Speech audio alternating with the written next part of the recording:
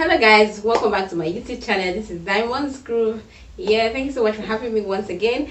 And please, if you're a first time subscriber, thank you so much for stopping by this channel. And if you're a returning subscriber, I really do appreciate your effort. Thank you for always stopping by.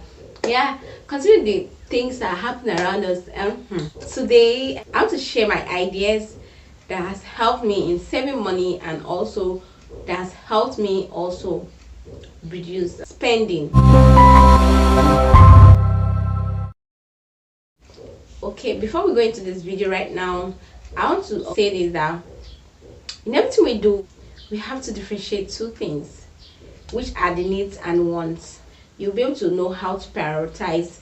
You know that needs are things that you must have in order to live. You cannot just do without it. Just like I would say, like a need could be a bathing soap, so that's just it. While wants are things that you wish to have so that you be comfortable. I would say ice cream. You can do without ice cream as long as you eat. So that's what I'm saying. Food is a need, it's a necessity. You need it in order to live. Like, you can't live without it. How I've been able to save, I know this could help other people. I've tried to go out of debt. You get, don't owe debt.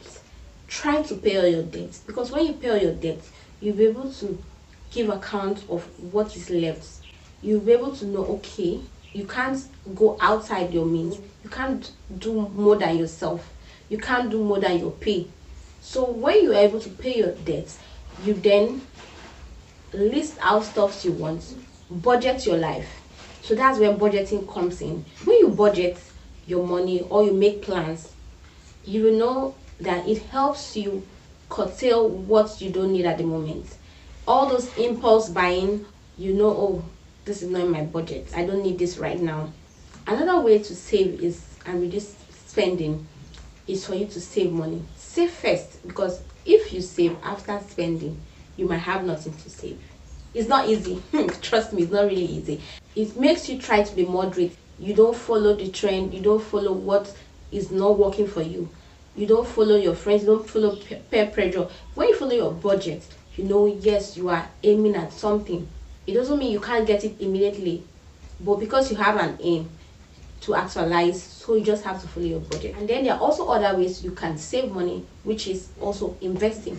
Another point I'd love to share is try to save your change. All those little balance that you have, something tangible can come out from it. So you can just have a little box at home, a colo, or anything that you could just keep that money so that you just be accountable for it. It will help you a lot. It will go a long way, especially when you need that money.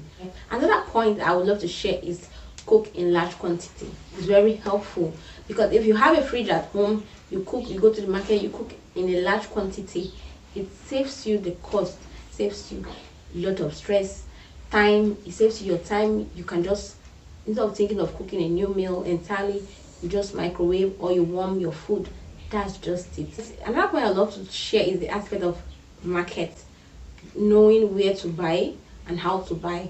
Try to locate your local markets around you.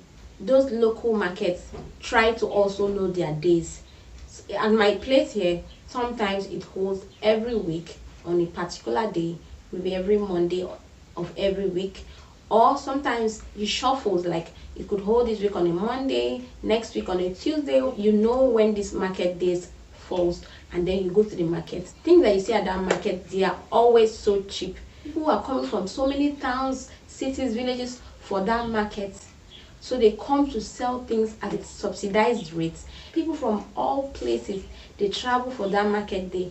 Just try to locate that market, buy things there in large quantity, and they are always so cheap compared to your everyday market in the town, your everyday markets around you. You might not be going every time, but find a time that is convenient for you, make a list, and then go to that market. Another point I'll be sharing is learn how to do DIY. And DIY yourself, it means do it yourself. So there are things you could learn how to do. Go online, things you could do at home that could help you save costs, reduce spending. Like, you could make zobo if you can, and put it in your fridge and just take it at home. You could even sell for your children's lunch and all that.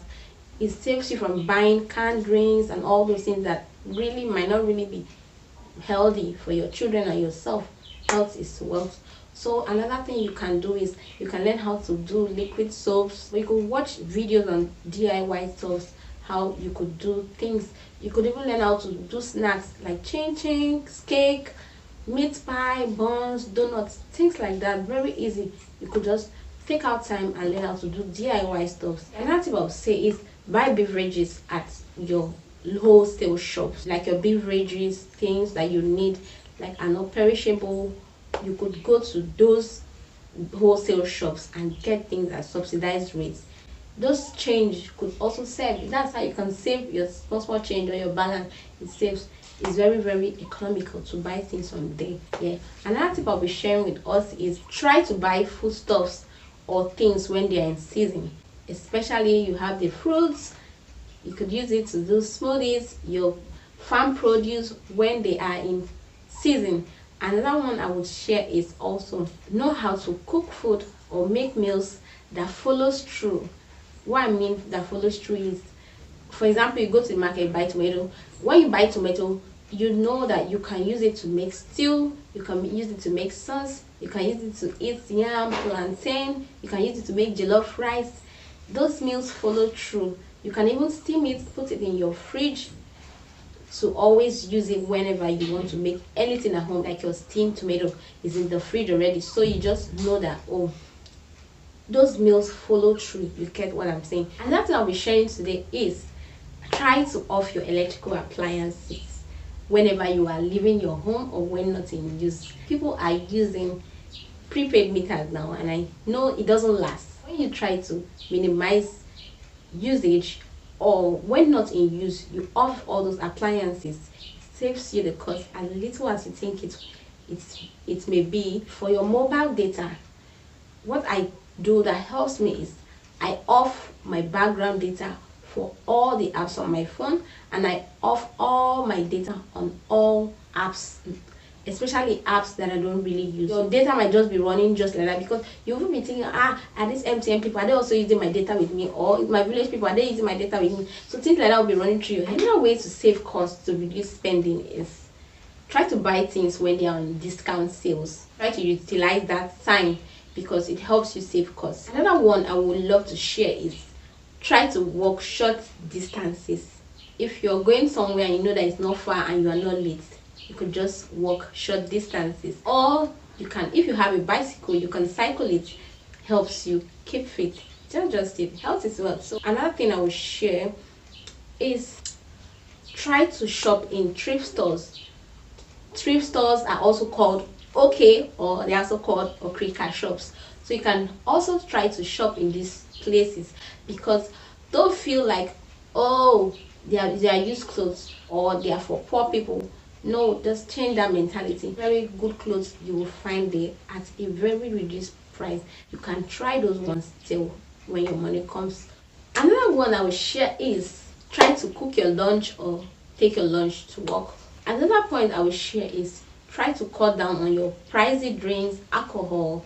You are always drinking alcohol or pricey drinks. Just try to stop it for a month and see how much you save. Another one I would say is try to do your laundry at home. In as much as you have a tight schedule, try to just maybe portion your clothes, how you wash it whenever you have the time.